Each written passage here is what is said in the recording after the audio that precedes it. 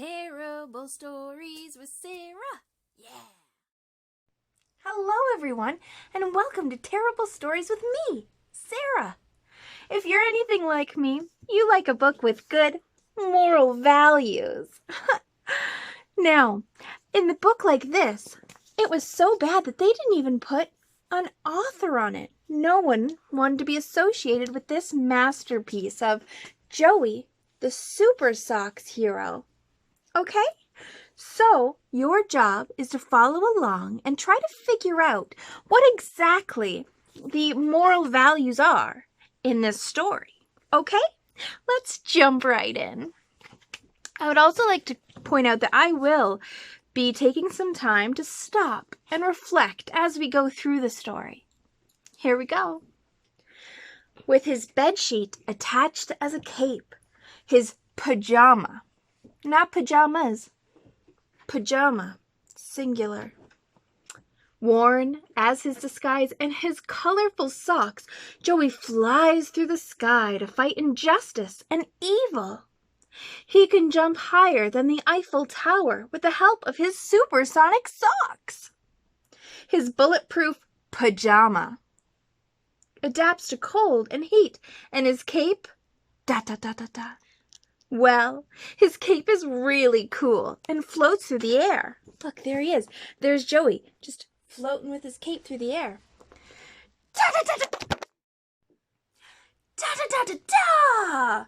Here is Joey, the Supersocks Hero. Because I've never met a superhero who doesn't enter with a ta-da-da-da-da! Further away, supervillain Stinkman is busy preparing an evil plan. He wants to take over the world with his stink robots. Each robot has a bottle that contains a disgusting and stinking juice. The robots will fly to big cities and empty the bottles so that the people will flee and supervillain Stinkman can take over. Supervillain Stinkman is such an evil man. He looks evil. It actually looks like he's holding those, at Walmart they sell those gazillion bubbles. That's what that looks like.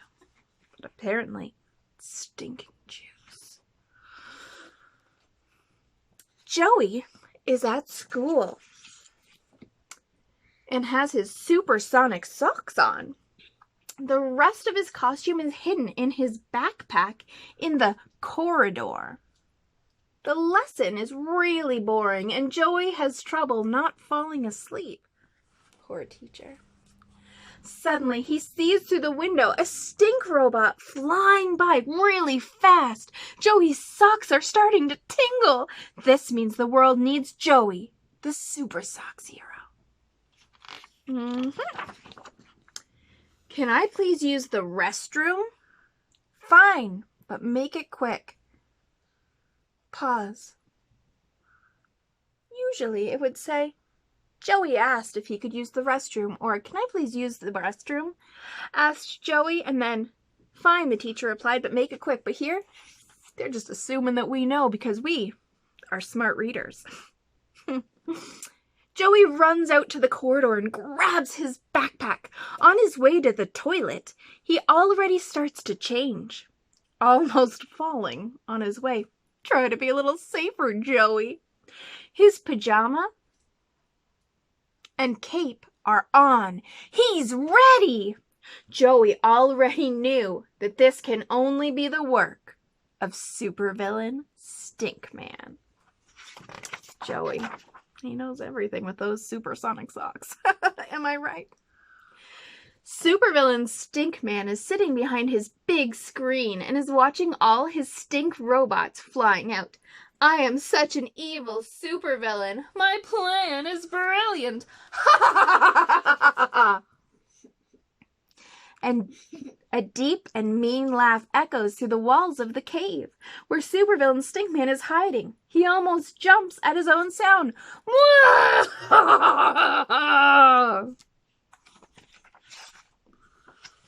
Joey is now a real superhero. He makes big jumps in the sky. You because we don't care about science. So we believe jumping on clouds, totally plausible. It's fine. Here there are no more clouds, and so he appears to be flying. Okay? But we don't talk about it. But where is he going? Where would supervillain Stinkman hide? Now I'd like you to take a moment, dear listener, and just think, if you were Stinky, where would you hide? Let's make some educated guesses. I would guess the dump, okay? A garbage heap somewhere. Something like that. Joey, however, being the superhero and the smart one in the group, he has other thoughts. Joey's thinking the most logical answer would be somewhere nobody could be bothered with his smell. Where can that be? The ice-cold South Pole, of course. Here I come, mean smelly villain, screams Joey while flying through the sky. What an interesting choice. You know, he just knew. He knew. He's smarter than we are, I guess. He knew. But before Joey goes on, he makes a stop at the supermarket around the corner to buy a clothespin. There is a long row of people waiting to pay. Once it's Joey's turn, the cashier calls, "1 clothespin for the young man." Joey leaves the shop and places the clothespin on his nose. That was a smart move. It's totally fine. Like, he waited in this line. Maybe that's our moral value lesson. I don't know. He waited patiently in this long line of customers to get the single clothespin. Crime waits. Okay? Crime was on hold. So he needed to make that smart move. The stink robots are approaching their respective destination. Not destinations. Clearly they're all going to one place. Respective destination. In a lot of big cities, the robots have already landed. See, now we're learning it's not destination, but destinations. They just keep us on our toes. There is one on the Statue of Liberty in NY. One on the Pisa Tower in Italy. That's what the locals call it. We're foreigners. That's why we think it's called the Leaning Tower. They already know it's leaning. So they just go with the Pisa Tower. And another one on the Eiffel Tower in Paris, and one more on the Big Ben in London. Further away, you can already see that one robot landed on the Chinese Wall. Is it the Great Wall of China? Maybe this is its brother, the Chinese Wall. I don't know. And one on the Opera Building in Sydney. Will Joey, our Supersocks hero, be able to save the day? I bet he does.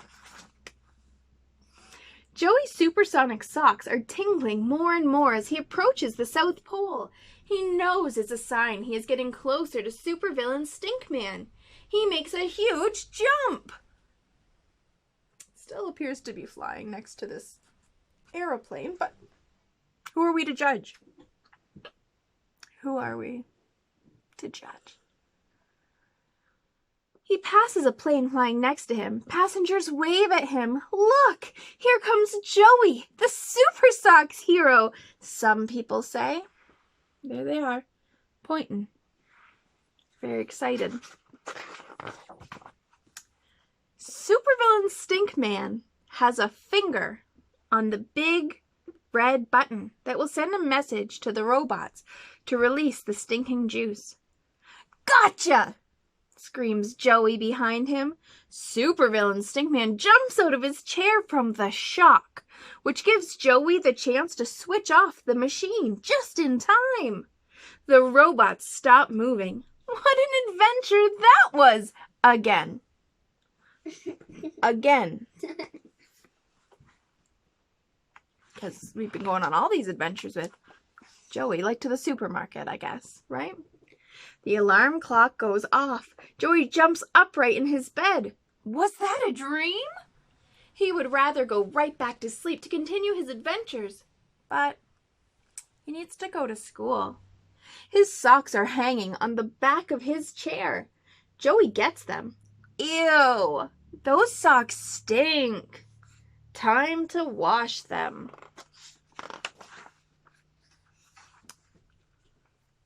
He threw them together with the rest of the dirty clothes into the washing machine, but not before realizing that thanks to the reading and the imagination that this provoked, he himself has become a funny superhero. The end. Now, at no point in this story do we see Joey read anything. I don't really understand where it came from. I'm not sure where the reading and imagination part came from.